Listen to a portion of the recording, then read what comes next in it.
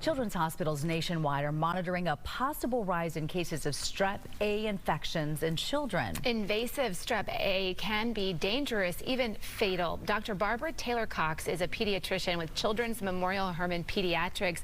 She's live with what parents need to know. Good morning to you, doctor. Good morning. Thanks for joining us on this Friday. So what are the signs and symptoms of Strep A? Group A strep is a bacteria that causes several different kinds of infections. For us, the most common thing we see is strep throat.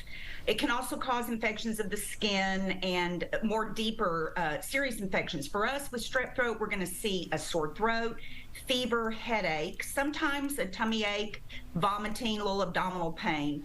The interesting thing about strep, you often don't see the cold symptoms, the runny nose, the cough, the congestion, but you do see the other symptoms.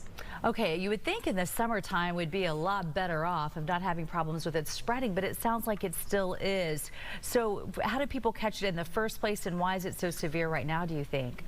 Great question. It is the normal peak season for us is usually December to April. We are seeing much more strep than usual. I think a lot of that is because we were taking cautions with mitigation with COVID. We were masking, distancing, school closures. Now that all that has been changed, we're seeing a rise in respiratory viruses, and along with that, strep.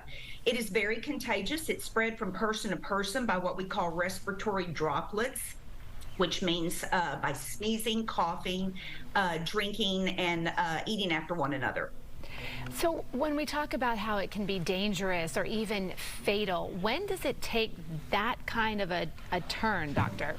Right. So normally group A strep can infect the throat and the tonsils, cause strep throat. Sometimes that can move into what we call scarlet fever, which is basically strep with a rash. Untreated strep can move into rheumatic fever, but we are seeing what we call group A invasive strep now, which can cause tissue infections and infections in the bloodstream, which can be fatal, rarely, but fatal. And there has been a big push for doctors to prescribe less antibiotics. We're learning so much about how it can destroy the gut health and things. But is this a case when you are diagnosed with strep that most of the time you really need to consider being on antibiotics to fully get over it? Absolutely. This is not the typical virus that we see that you just want it to run its course.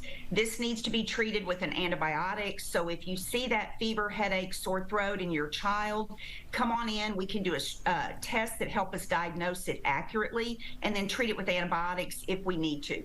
All right, good information. Dr. Barbara Taylor-Cox, pediatrician with Children's Memorial Hermann. Thank you so much for joining us. We hope you have a great weekend and everybody stays healthy and safe out there. Appreciate it. Thank you. Thank you.